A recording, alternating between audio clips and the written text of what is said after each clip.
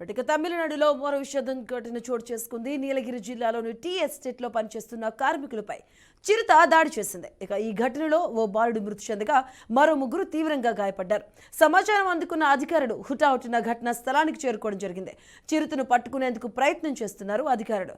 ప్రజా సంచారంలోకి చిరుత వచ్చి దాడి చేయడంతో స్థానికులు తీవ్ర భయాందోళనకు గురి అవుతున్నారు. కాగా ఈ ఘటనకు సంబంధించిన పూర్తి వివరాలు ఇంకా తెలియాల్సి ఉంది.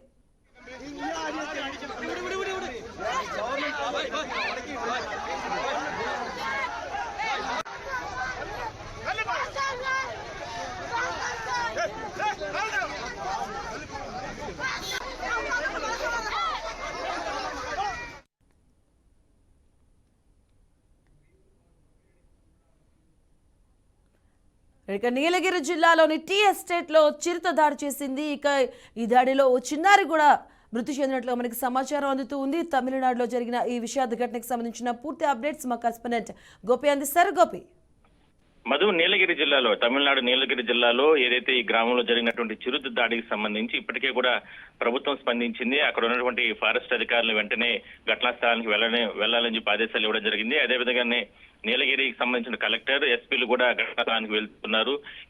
ఇవాళ జరిగిన కొంతమంది తీవ్ర స్థాయిలో గాయాలు అవడం జరిగింది. అయితే గ్రామంలోకి లేదంటే జనావాసాల్లోకి ఈ రకంగా చిరుతలు ఎందుకు వచ్చాయనే దాని మీద కూడా ఫారెస్ట్ అధికారులు అంటే తెలుసుకునే ప్రయత్నం అయితే చేస్తున్నారు. ఒకసారిగా ఈ దాడిలో బీభత్సం సృష్టించినటువంటి చిరుత దాడిలో చాలా మంది గాయాలయ్యారు. వాళ్ళందరినీ కూడా ప్రస్తుతానికి ప్రభుత్వ ఆసుపత్రికి తరలించడం జరిగింది. మొత్తం మీద వరుసగా గతంలో ఈ ప్రాంతంలో చిరుతలు సంచరించేవి. అయితే చిరుతలు సంచరించాయి కానీ ఎక్కడ కూడా ఎవరిపైన దాడులు అయితే చేయలేదు. కానీ ఇవాళ ఒక్కసారిగా ఈ రకమైనటువంటి చిరుతలు దాడులు ఒక్కసారిగా చేసిన నేపథ్యంలో ఒక్కసారిగా అక్కడ ఉన్నటువంటి గ్రామస్తులు కావచ్చు, లేదంటే రైతులు కావచ్చు, లేదంటే స్థానికంగా ఉన్నటువంటి వాళ్ళందరూ కూడా భయభ్రాంతులకు గురవుతున్నారు.